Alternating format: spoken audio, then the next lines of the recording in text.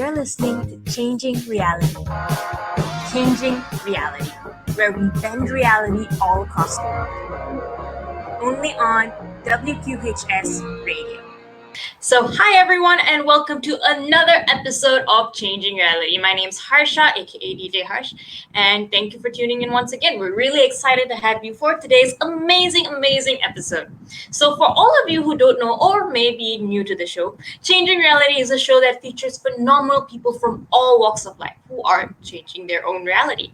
And we'll be hanging out and interviewing social change makers, entrepreneurs, business owners, to even artists, musicians, top executives, individuals who run the world through startups and different businesses, and inspiring individuals from all across the globe. And a couple who are here on the Penn campus too.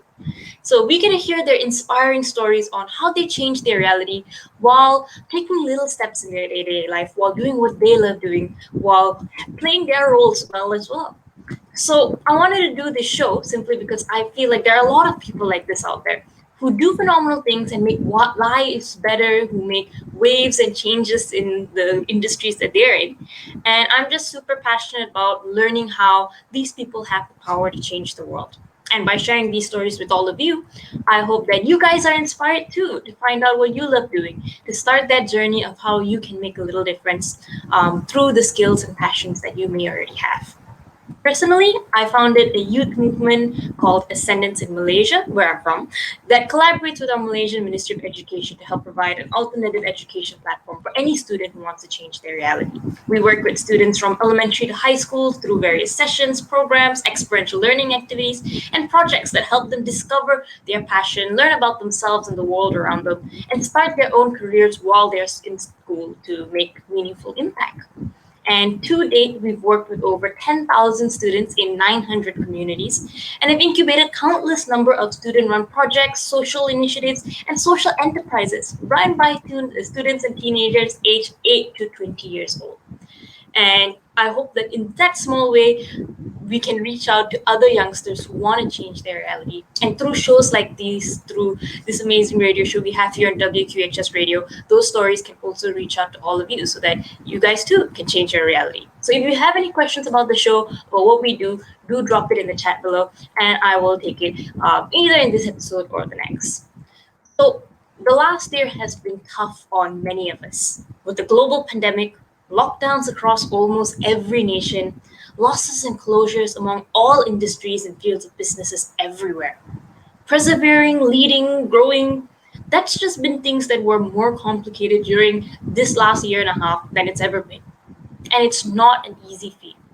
It often requires individuals with a combination of experiences, talent, brilliance, and resilience, as well as the right environment for businesses to ride through the waves of this pandemic. Today, we'll be speaking to one such individual who actually started her journey here in Penn.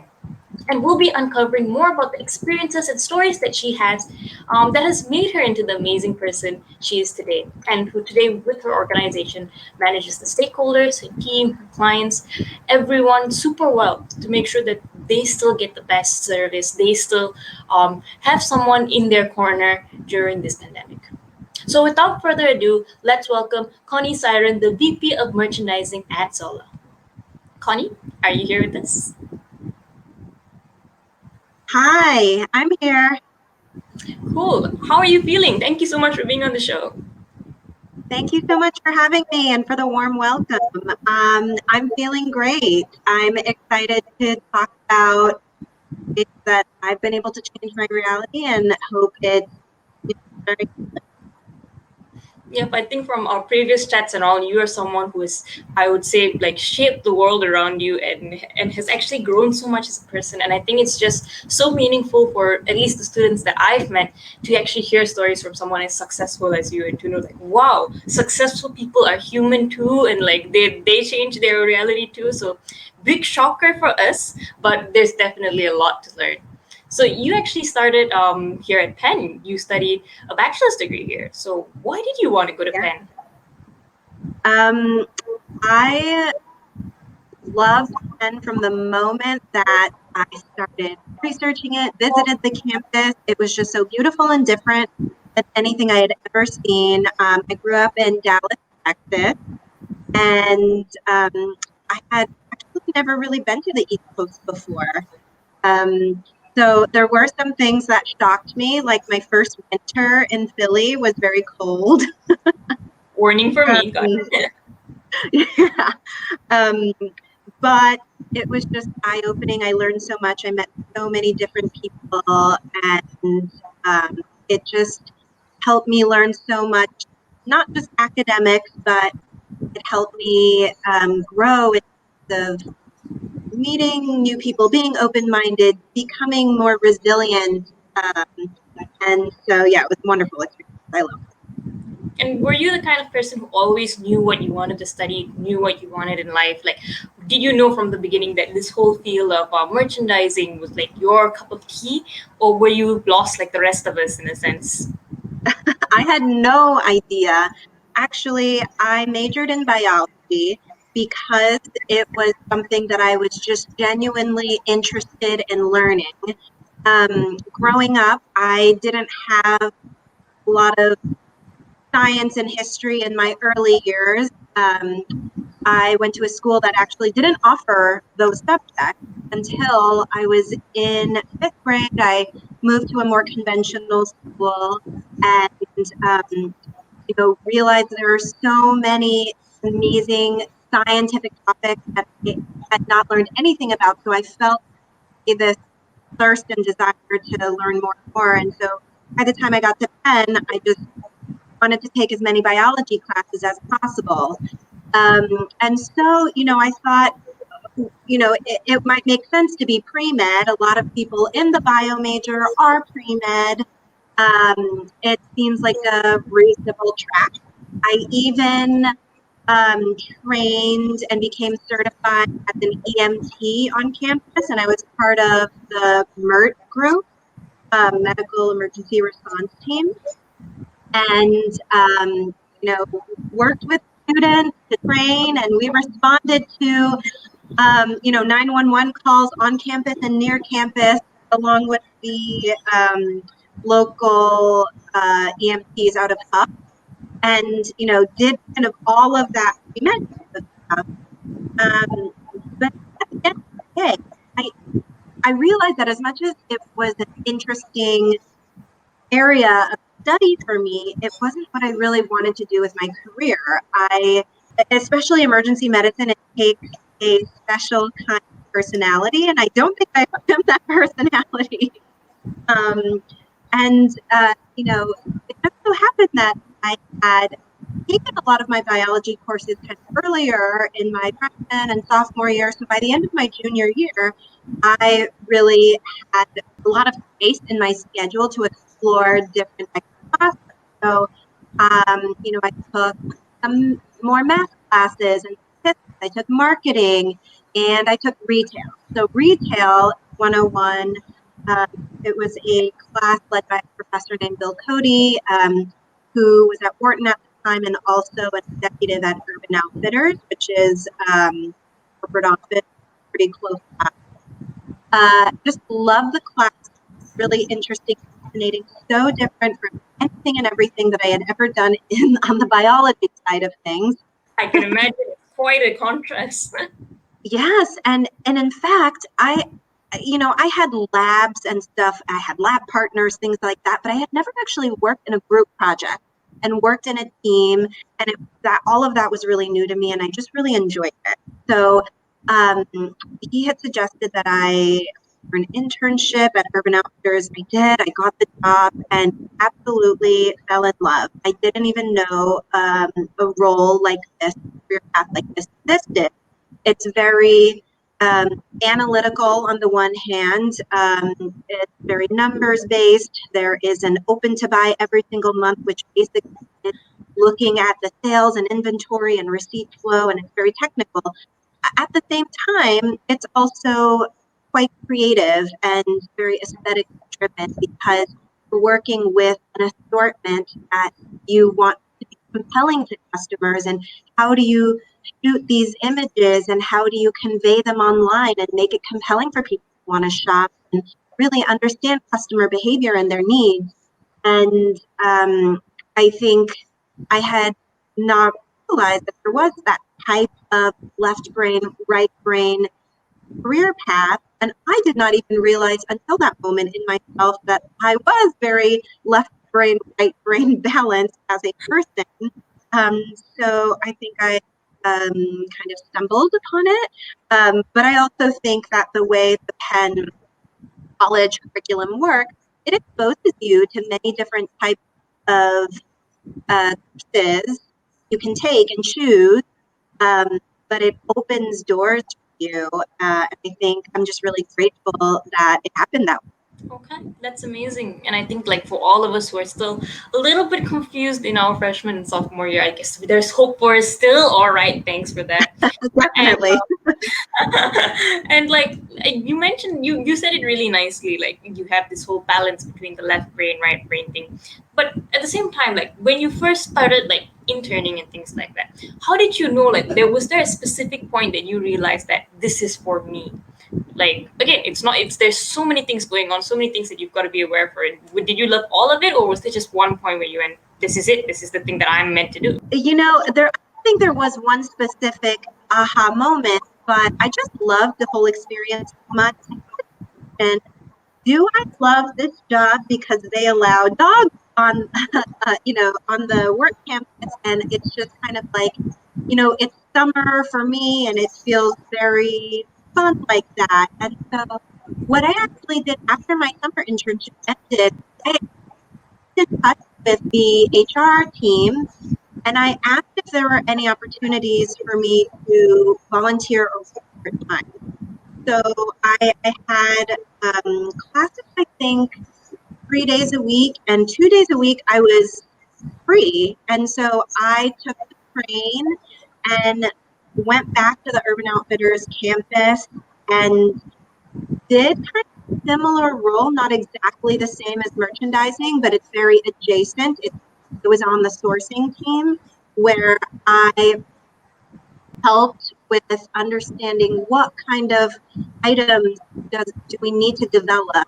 Does the merchandising team want to develop? And then I helped um, find all the factories and manufacturers, organize all the information on pricing and negotiation and making sure it was kind of tying back to the merchandise business needs. And it's very similar but different. And by keeping in touch, having a good relationship with, the people that I interned with, I was able to expose myself to new experiences, learn more about it, and by seeing something similar, but knowing, like I felt at that moment, I like sourcing, but I love merchandising more. There's just more of like a business strategy to the merchandising world that I really love. And so I don't know if some people have an aha moment. I didn't. It was a little bit more gradual. Some people do know from a very young age exactly what they want to be and what they want to do. But I didn't. And I was nervous too, just like everyone else is. Uh, but I wasn't afraid to give it a try. Even with the EMT thing, I didn't know where that would lead. I tried it. I spent many hours on the weekends, giving up my weekends to train, be certified, volunteer. I was passionate about it. I enjoyed it. It helped me understand that it wasn't for me in the long term. The sourcing part-time job kind of helped me. That's a really interesting perspective. So it's like many times I feel like we wait for our love at first sight moment with a particular career. Like this, like I don't know. And as you said, it works for some people. Like I've got a sister who knew she wanted to do music since she was 4, and she actually became an international musician. So great for her. But like like me, it's like I never was really sure. And then here you are, you're saying that there could be something that you're passionate about, and that may not be like the career you want. What's important is to kind of like put in the hours and see like, is it still the same, or do you still love it after the rose colored glasses are off? And you actually did that with like going back after your internship, having that part-time job. So I'm guessing like your life was set after that. You knew this was the career you had. I think your for your next job at this big retailers. And did that actually like pan out the way you wanted? Was it like all sunshine and roses, or like did you see any hurdles in that as well? Oh, well, there's always hurdles in life. And I graduated in 2008, which was right around the time of the housing market bubble burst and market crash. And so that was a really scary time because I, a lot of us had never really experienced anything like in the economy or, in our kind of more adult lives. And, I was just so grateful to have. So I landed an opportunity at Bloomingdale's, and I joined the executive training program, and it's kind of like a very prestigious, great first job to have out right out of college, and so I'm Bloomingdale's, yeah. super super happy, grateful to have a job. The economy is crashing, and what is going to happen, nobody knows. But actually, what ended up happening was that I didn't do well, which surprised me because I am a really good student and I've always done well at things that I put my heart into. Um, and so for a while, I just thought, okay, I'll work even harder, push myself, just through sheer brute force, I will succeed. Um, and it was exhausting. In fact, I got to the point where nothing I did really worked. I was written for poor performance, and that was devastating. I thought, oh no, this is the career that I want. I chose. I walked away from emergency medicine. Um, it just broke my heart. I cried many times, tried to work even harder, and that wasn't the solution. And it took me a few years to actually realize what happened here, but I ended up leaving Bloomingdale's and going to a totally different type of company called ABC Home, which is a family owned, very high end luxury furniture company. And I was an assistant buyer there. And it was the total opposite of a stock retailer. It was family owned, it was not as rigorous in terms of the technical skills, but very, very creative, and beautiful and aesthetically driven. Um, and it was through having these two different experiences that I realized I have much more of an entrepreneurial mindset, and I thrive and succeed in a place that is different and has to be specific to me and my needs. Those needs were not a match, or even really my second job, but every failure or experience has something where you can learn from it. And so, from my first job, I learned all the hard skills, technical skills, even though the personality fit wasn't a match to help me thrive. At my next job, I learned a lot about the entire other side. So, like the other half of my brain, all about beauty and aesthetics. Um, from there, I went on to work at a company called Film. It's a furniture company in decor, and there I learned a lot of new skills, vertical development. Um, and now I'm at Zola. I've been at the company for 5 years now. I was the senior buyer and worked my way up to vice president of merchandising. And I've gotten promotions before, but the rate at which I was able to grow and learn and thrive was kind of at a bit quicker of a pace. In 5 years, yeah, you really.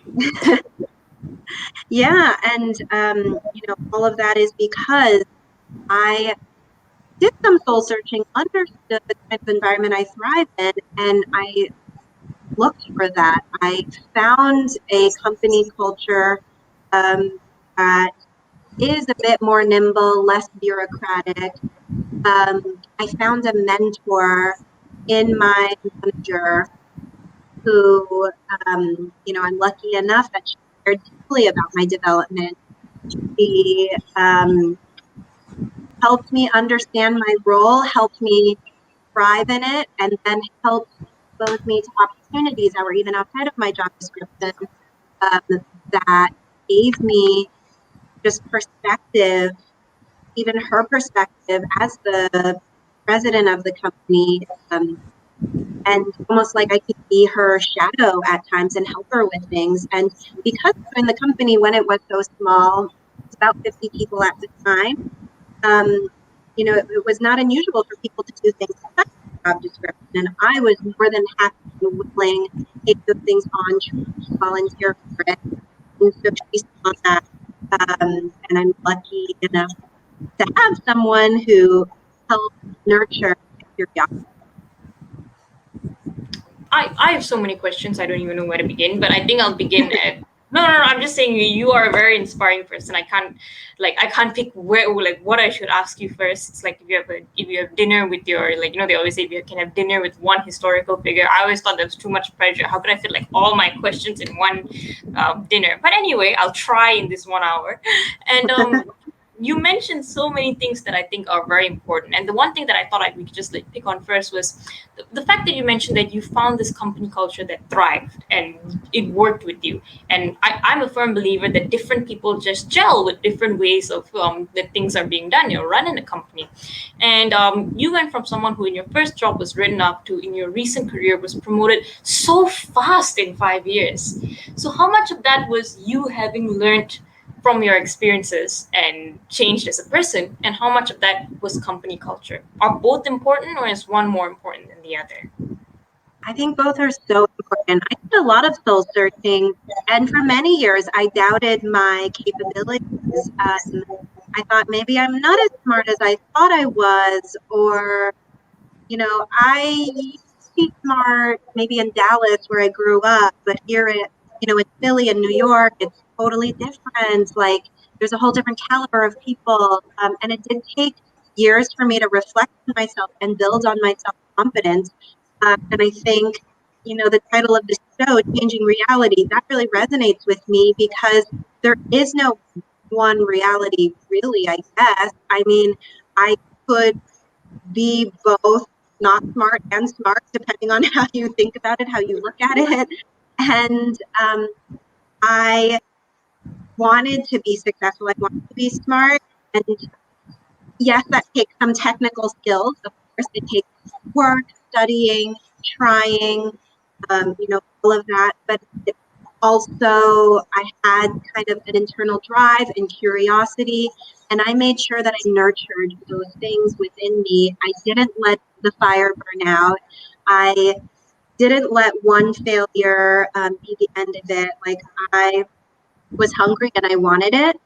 And I saw those qualities reflected in the executive team at Zola when I applied. And so, Zola is a wedding company using technology to reinvent wedding planning and wedding readiness. But even aside from the top weddings, I think it really resonated with me that it's an early stage startup and that it was female founded and has a very, high number of leaders in the executive team. And I saw that same kind of human self-doubt and questioning, but fire and drive to overcome it. And I thought, like, oh, I want to surround myself with role models like that. And that meant something to me. And it's not to the next person. They may need something completely different that it resonated so much. I was so excited about it and so inspired by it. And I guess it shows reflected because it kept me excited about my job, excited about learning and growing. And I just felt everything was, I just had this ability to feed my curiosity. It wasn't just like here's your job, do the one thing.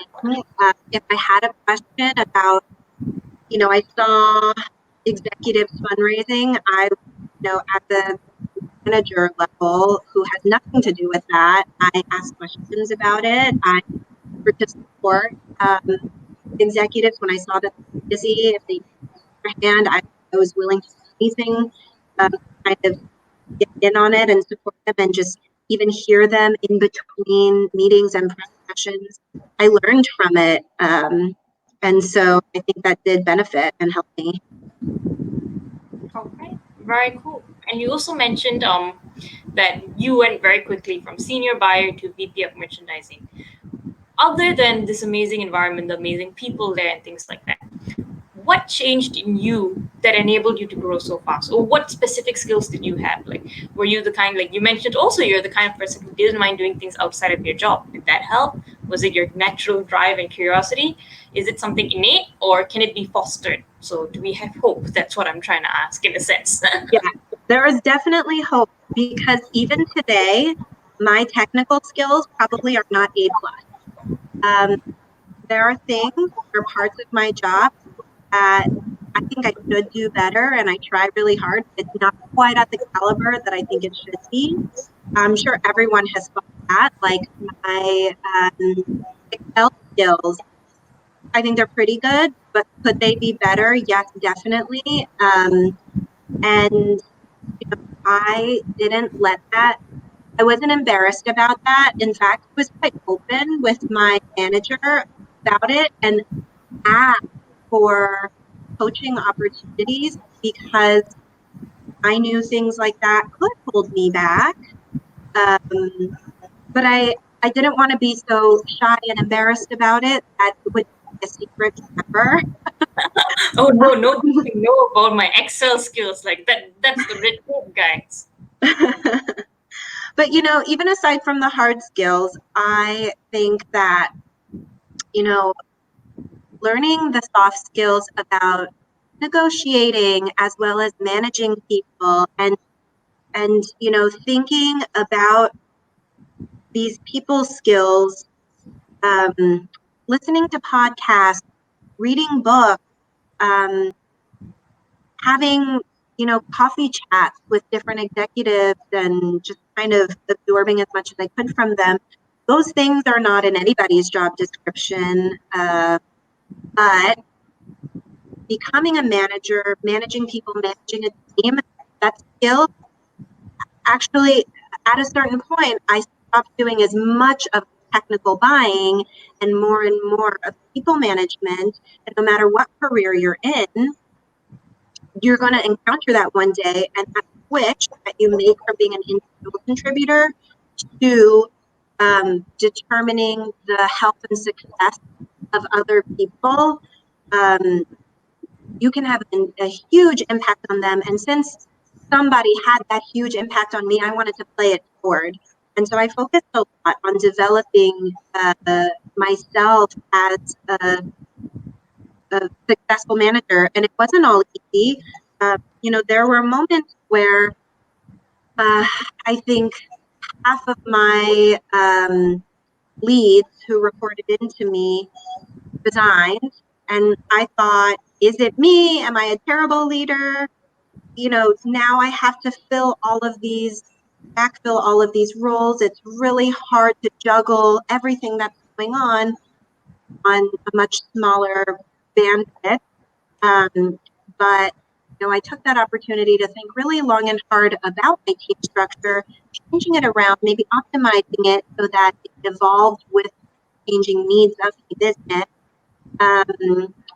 and thought about different personalities, who succeeds in what environment, and how can I set people up for success, and how can I really listen to people in terms of what their long-term career goals are and provide that for them while also getting out of them, maximizing their contribution to my team and the company, and being thoughtful about those things helped me build a super strong team that I have today. And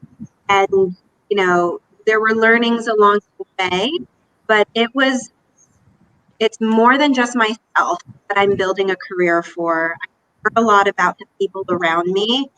And in turn, what I put into them, I get back from them. They care a lot about me as a leader. They help and support me beyond ways that I ask them to. And, it's not the technical skills that got me here. My technical skills maybe are a B plus. But I think that plus people management skills help me be more overall successful.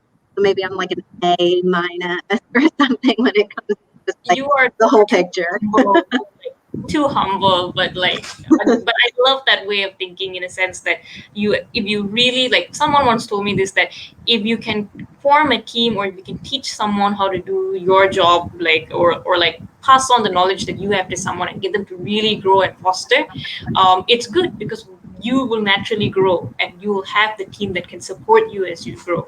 So I think that you did that phenomenally, and we should all definitely learn from you. But in that topic of leadership, you like also it's like you naturally progressed during like a very fast time, and you also mentioned that you in the beginning stages got very good mentorship, very good leadership icons. I'd say that you could look up to, and that actually took care of your growth. How do you take what you learned from them and all of those different managerial styles, and how did you kind of like implement that for your team? What is like how do you pay that forward in a sense for all of us aspiring managers or any managers who are watching the show? Yeah. I mean, even if you are not a people manager, there are others around you who may look to you as a mentor, whether you do it or not. And so it's keep in mind all the time at any point in your career. I will say that at first I thought I was supposed to be my manager, what she did to others. And I realized that that works because I don't have her personality and my team members don't have my personality. And so it does matter to really then uh, be very transparent and have open lines of communication because, for some people it took a long time to open up and really have that rapport, but I knew it was important to work on and build that relationship.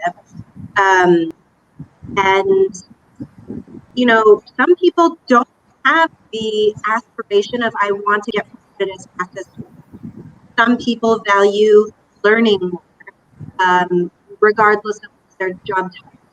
Some people value um, teamwork and a sense of gratification on a project more than they do salary.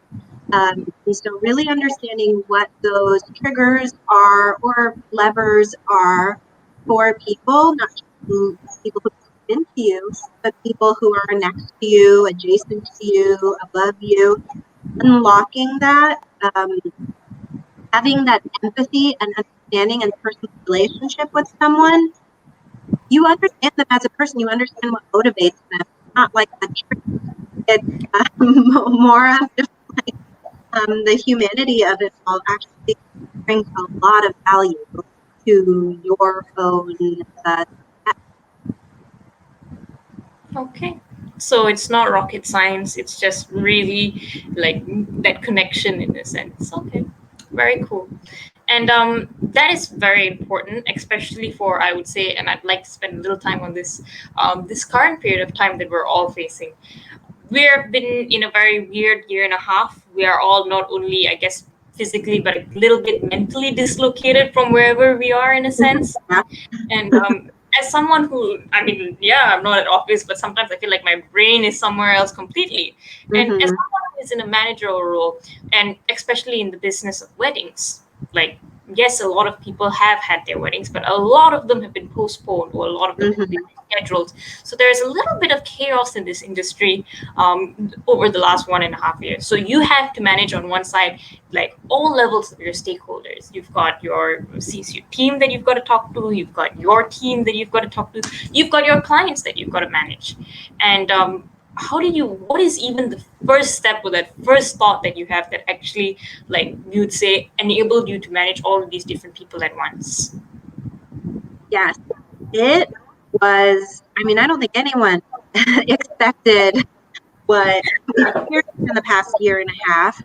It was totally shocking. I went home with my laptop one day thinking I would work from home for a week or two, and here I am over a year later, still working from home.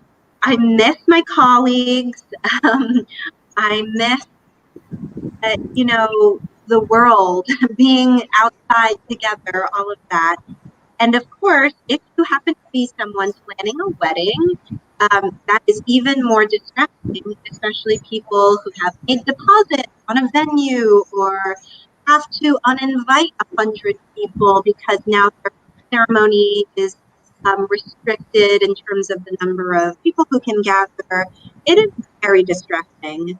Uh, and so dealing both with myself, dealing with the company, and then dealing with our customers, our couples, was a lot. I think the first thing we did was we recalibrated as a company what our goals are. Everything we had, we were going to achieve that year. Our plans, our financial plans, our roadmap, all the tech work we were going to do, even the mix of people we had on the team and who works on what, all had to. And so, as an executive team, we got together and did a lot of discussing and debating, aligned on a path. So, we go on a temporary partial furlough. So, it was a very tough decision. We had to eliminate roles.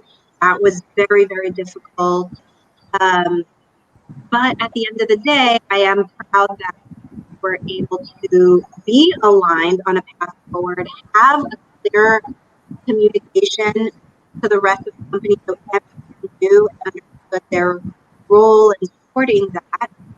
And, we were able to, in just a few weeks, um, build a way for couples to have virtual weddings for free on their Zola website. We built up a lot of new pages on our site that help give couples information about what to do, how to do it. There's a lot of etiquette around the wedding world, like what you're supposed to do and the polite way to do it. No one has ever navigated a pandemic before. And so, we kind of put together great resources for our couples. We bulk our customer service team to provide as much support as possible. We paused on some other projects that we were going to do, like build a baby registry. And you know what? It wasn't the time. That project had to pause. We built very quickly in a couple of months, or just for general shopping, and doesn't have really much wedding and wedding registry. Just a lot of people were stuck at home and they might not be getting wedding gifts, but they wanted new cookware, they wanted a new stand mixer, coffee maker, blender. That housewares industry actually exploded quite unexpectedly because of the quarantine. And so we pivoted our business model and kind of jumped on that knowing that we still had to make money, we still had to make our plan for the year. We're a startup, we're not profitable yet. We are venture capital back, but we can't just burn through that cash. We still have to try and move towards a path to profitability. And so all of that happened on the business side. At the same time, there's the whole employee. Everybody is going through what I'm personally going through, just the roller coaster of emotions. And so we set up a specific task force made up of employees and executives that really pinpointed what is going on, what do we need to do. Out of that came stipends for people so that they could set up their home office, pay for that high-speed Wi-Fi, get the right equipment to do their jobs. We also had fun came out of it, like the weekly trivia, totally employee run, where almost everyone in the company opted in and participated. A book club came out of it. Just a bunch of fun things to really make sure we maintained our culture in the company. So it was, despite the depressing stuff going on in the world, we could all still look at other happy place, a support system, and pivot our work environment to reflect new needs of people who are, working from home and working.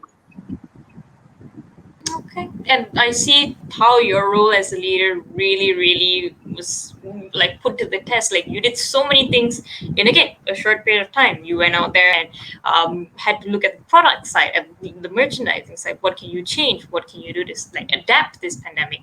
Which again, unforeseen murky waters which you had to navigate, and then you had to take care of your team, the people around you, and great ideas, book clubs, like with my team we actually do movie nights like virtually, so it's like finding just ways to like connect with people. So I think that's brilliant. And on the client side, I feel like the pandemic has made us all a little bit more angsty, and like I don't know, I feel like I reflect this sometimes when I'm like subscribing to services, and I see that sometimes clients act a little bit more reactive as well. And I can imagine that in again the business of weddings, that is tenfold, because that would your wedding is something that's so personal to you, and then now you're being told on a global level you can't even fly somewhere and do it somewhere else, in a sense. Right. It's like, yeah, right. It's like on a global level, like everything's being put on pause, and you are kind of like the person that is closest to these couples and things like that. So how do you manage your clients when, number one, there are so many of them, and number two, all of them are essentially going through a crisis at the same time? Like, does that take some special sort of company culture to manage all of this? And if so, what's your secret? Well, I manage the merchandising team, so we do more of the assortment strategy, and then the customer service team is a bit separate. So I had everyone on my merchandising team, including myself, volunteer and help out with customer service team. And that meant interacting directly with customers, listening to them, understanding what they were going through, having a day, and it helped us build so much more of an empathy around the reality of what's going on a personal level. On top of that, we shared out with the entire company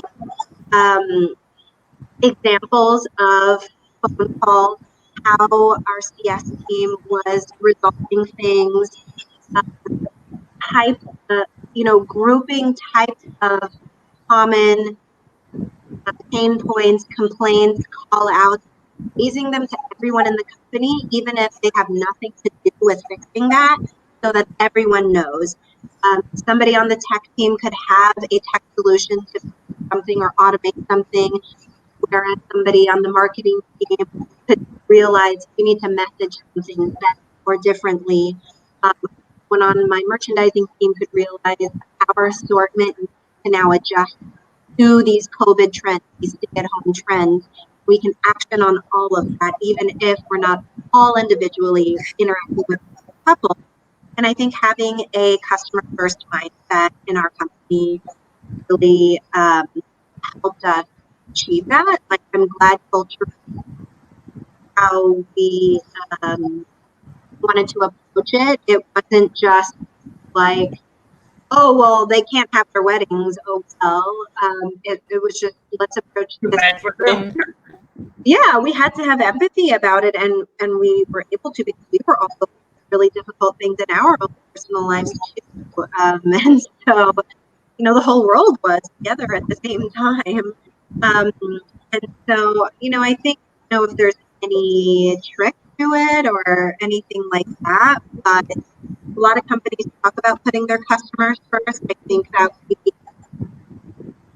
walk the walk, not just the talk. And so it's hard. It's very hard to have kind of a cushy job and then for a day have to interact with customers and resolve tickets. That is scary. It's upsetting. Sometimes you don't have a solution and you have to remain positive and helpful. And I think exposing myself and my team to that as much as possible. Okay. And I agree with you. Sometimes it's like you may not have the direct solution. Like I did not come up with the cure for COVID. I'm going to confess that right now. But as you said, there's so many things that I think you guys did right that helped you ease everyone's heartache in a sense. Like especially, I love that thing where you mentioned that you got everyone in the loop because you don't know what information is important to someone or who can solve what problem in a sense or who can predict something that's going to happen. And I think that's very like as we were talking about company culture environment earlier, and I think that's very important. I actually read an article about Zola that I think came out just last week about how you guys make decisions, and sometimes when it's I think it was a like they mentioned that it's a very democratic rule there because you have multiple rounds of voting among like big decisions among like or across Yes, yes. like It's so true. In fact, I did that today. We okay. had um, we had a leadership meeting today to talk about how are we all coming back to the office. And I think in general we know that we want to do maybe 2 or 3 days in the office, maybe 2 or 3 days remote at home. Uh, at the same time, we've got multiple offices, so New York, Montreal, Charlottesville, Virginia, and then we've got remote teams all over the world: Costa Rica, Dominican Republic, India, and so you know, being in the office and having that magic of being together is one thing. But even despite being back in the office, we still have teams who are remote who need to work together, and so there's a lot of complexities to it. And a lot of companies are announcing how they're doing it. Some people are back full time, some companies are fully remote, and then everything in between. And so we had our chief of staff actually did a ton of research and presented an entire deck with the pros and cons put together of, I think, a bunch of different scenarios, 3, 4, 5 scenarios. We voted at the beginning, and it was so crazy. It was split exactly, almost evenly. And so then people who voted for one made passionate arguments for and against things, and we had a debate, a discussion. We voted again at the end, and we were about 80% aligned on kind of mostly what we would do. There's still a lot of details to work out, but that the act of having that debate is what allows people who may not normally have a voice or opinion, forces them to participate in that debate. You are going to vote and you are going to your opinion, and someone is going to challenge you on it, and you're going to defend it, or your mind might be changed. And it's not like what comes out of that is exactly what has to be done. There's still a little, obviously the president and CEO have more influence than I do as the VP of merchandising. But I'm so glad you read that article. Rachel Jarrett, who is the person interviewed, she's my manager. She's the one who was this like wonderful mentor and teacher to me. And so, yeah, I love that article. No, I think it's amazing. I think that her decision to make this, like, as I said, I think democratic nations can learn from your company culture, and I feel like there's so much that all of us can take away when we're forming our own cultures and things like that. So let's like honestly like having this 50-50 split, having that debate, having that outcome that completely changes, is this something that you feel is worth the time? Do you think that this is important because it gets more inclusive votes and things like that? Because the biggest question that people have is like, especially leaders, is that do people know what they're talking about? So is that important? So is it important to get everyone's view in it, and does that actually translate into better business policies, or like even in the merchandising team, do you get better ideas from just hearing everyone out? Absolutely. People come with very different perspectives. And that is because people have very different teams. One person who I was debating with today, who I have the highest level of respect for, working for, but we have totally two different perspectives because half of her team is already remote, whereas most of my team is in New York. And different policies impact our team, our ability to retain talent, our ability to work together and find that spark and that magic together in person. Um, we just have different perspectives. because of the way our teams are made up. And so, that applies in all sorts of different ways. I have different perspectives leading the merchandising team, but the finance lead might have a totally opposing view, or the legal head might say, all of you are wrong. Here's what has to be done.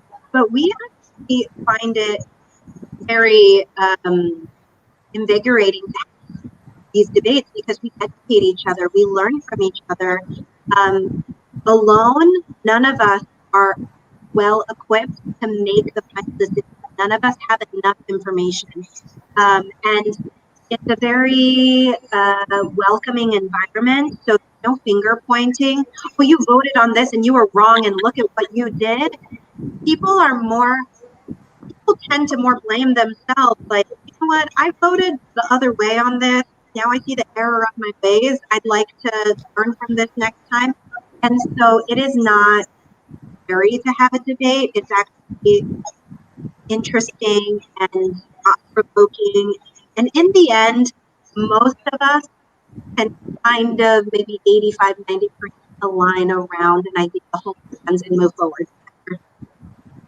Okay. And I think that that's just a reflection of all of the amazing women who probably run this team. Because I'm just saying that you guys are mostly female led, which I guess maybe hopefully, I guess that means you're a little bit more emotionally mature. I don't know. But for some, I'm just saying, like, sorry guys. But anyway, like, I just feel like it's really lovely to hear that, and this may not work in all organizations because maybe the leadership doesn't embody it as much as you guys do. So as a VP there, hats off to you and to your lovely team, to Rachel, Jared. I think you guys are doing an amazing job in forming that company culture.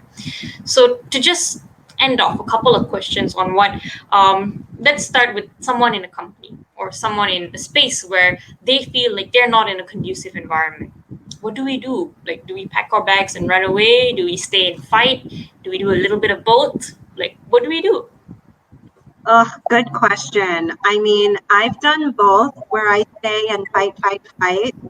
And I've done the other where I say it's not working, I'm out here. I guess it really depends on the situation.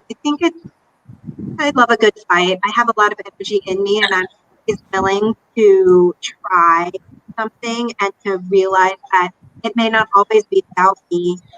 Maybe other things going on that are impacting why I won't get a promotion, or why this other person got picked instead of me to lead a project. Like, the world does not revolve around you or me or anyone. And so, it is worth building a rapport with your manager or mentors in the company and trying to see a broader perspective and trying to look at yourself and fix the things that you don't want to admit but need to be fixed. It's worth that, because even if you don't get that promotion or whatever in the end, you helped yourself grow, and that's worth a lot.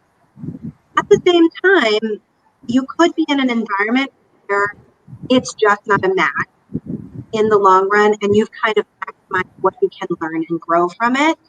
And it could also get to a certain point where it really erodes your self-confidence and mental wellness to keep trying at something that's not going to happen.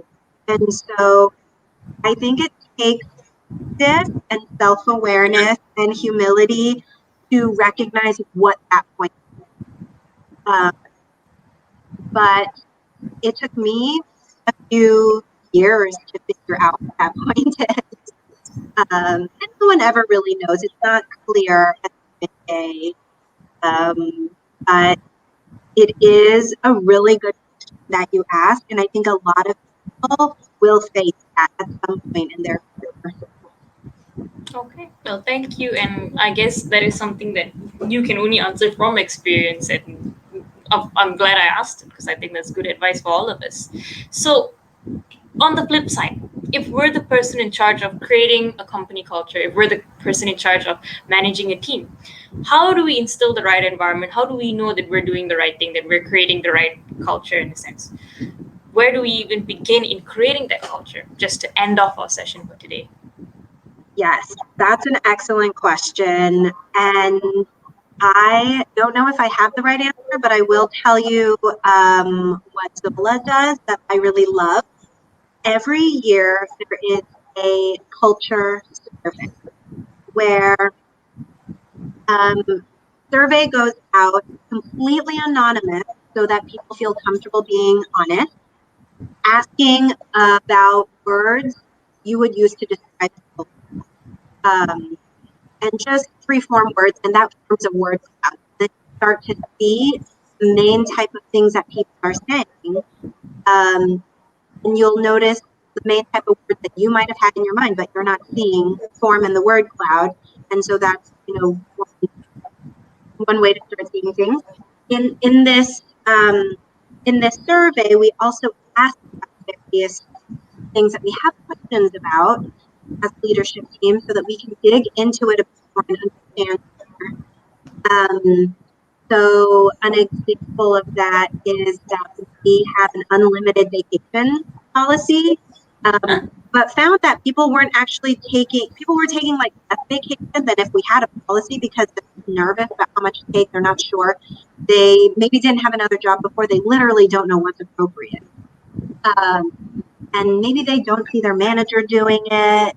And so they don't think they're supposed to do it. And so it ended up a few things for us that helped us. We still have this unlimited vacation policy, but we have more clear ground rules about it.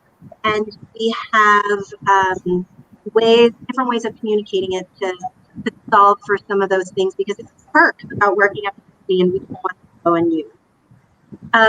It also helps build the culture pillars. And so there's a clear mission statement about the culture, clear examples of what is, culture in terms of being collaborative, being inclusive, being data-driven, and then there are examples of things that don't fit into that culture. So you saying, hey, that's not my job, ask somebody else, or gossiping or blaming others. And so we revisit that every year, make sure that people feel it is continuing to perpetuate throughout the company. And also when we hire, we make sure that people are raising the bar on those culture pillars, so that because as companies get bigger, that's when culture starts to dilute a little. And we want to make sure that we only continue to strengthen as we hire. So that is an excellent question.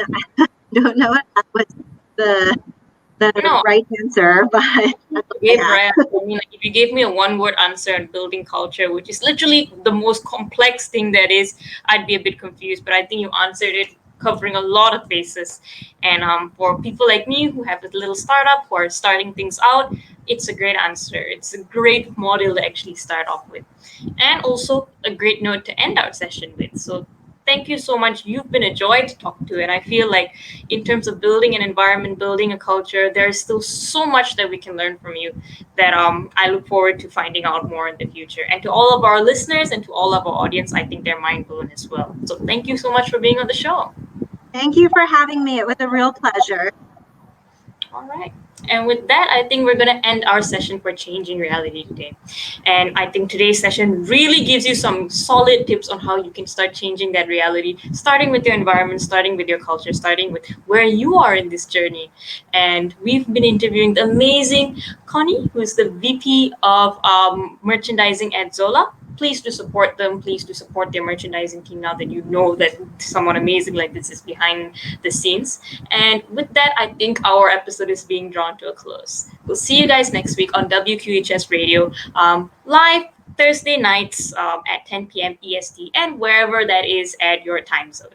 See you guys next week. Bye. You're listening to Changing Reality. Changing Reality, where we bend reality all across the world. Only on WQHS Radio.